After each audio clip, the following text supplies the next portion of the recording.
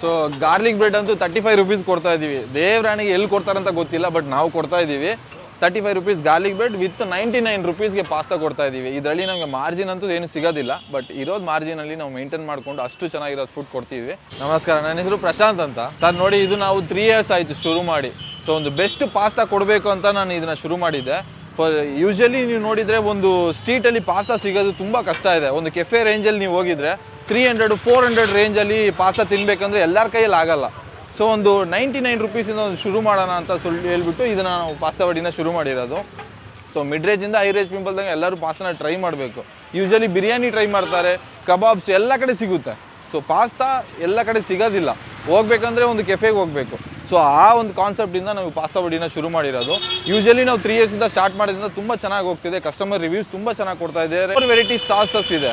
So pink sauce, Basil green, white sauce, red sauce ಅಂತ. Highest moving ನಮ್ಮದು white sauce.